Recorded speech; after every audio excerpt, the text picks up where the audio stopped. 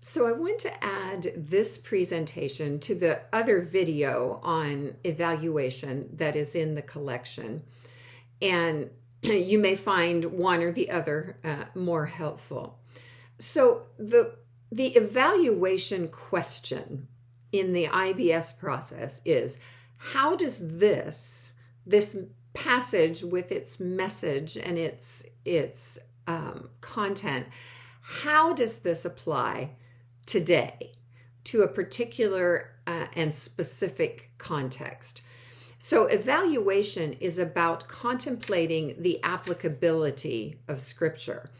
And I want to underline that our starting point, our premise that underlies this process is Paul's affirmation that all Scripture is inspired by God and is useful for the things that he lists in his letter to Timothy. However, not every passage of Scripture will be useful or applicable in the same way.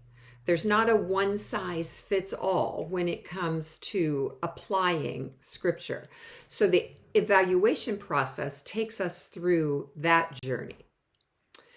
So when we talk about evaluation in the context of inductive Bible study, what we are doing is judging or assessing how, when, where, and to what degree a particular biblical passage with its particular message should be applied in a particular contemporary context.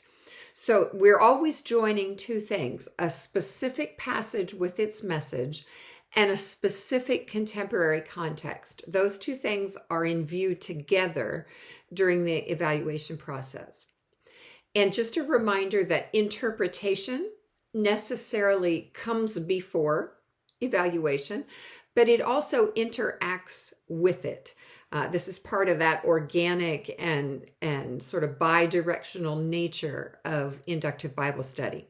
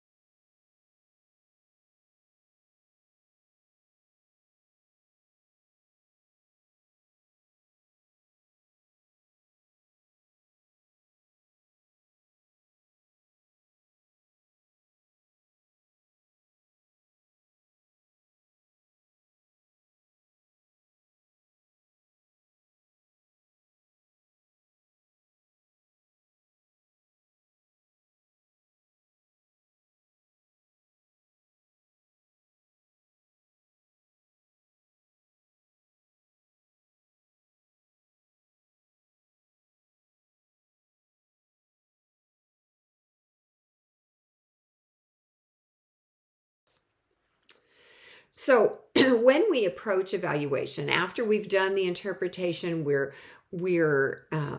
pretty certain we understand the central message of the passage, and we want to make the turn to application.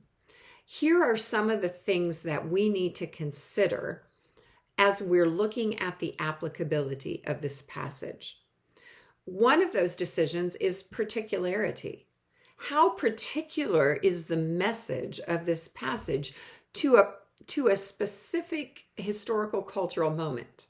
The examples that you see there from Deuteronomy are very culturally specific. They're very particular to an agrarian society in the ancient Near East. Now, that doesn't mean there's nothing in those passages that can be applied to our contemporary setting. But we need to be aware that the specifics of those verses are very particular to a specific historical cultural moment. Then we need to ask about force. Is the passage that we're studying descriptive or is it prescriptive? Is it giving us an imperative, something to follow? Or is it illustrating what a particular faithful person did in a particular set of circumstances that may or may not have imperative value for us now? Judges 6 is the example of Gideon's fleece. There is nothing in that passage that makes it an imperative for the people of God. It is a descriptive passage of one faithful person's route to understanding God's will. Scope. How big is the reach of this passage? For example, in Amos 9, that passage is firmly rooted in the phrase "on that day" or "in that day," which means that the words of that passage are very much directed to an eschatological moment, not to the particular moment of Israel in Amos's day. Correspondence. How much similarity or difference is there between the moment and the context in which that passage was written and the moment and the context in which we want to apply it? The examples that you see there in Psalm 25 and 26, those verses answer the question, what kind of person can pray these prayers? And that, the answer to that question, crosses time and space. So we can find a high degree of correspondence between those Psalms and our contemporary context if we are the kind of people described in these verses. Audience. It's very important to know who the audience of our passage is. For example, that verse in Jeremiah chapter 29, verse 10, "I know the plans that I have for you," that gets ripped out of its context and used in a multitude of ways, was a message to exiles. And so we misunderstand the message of that passage if we don't pay attention to its audience.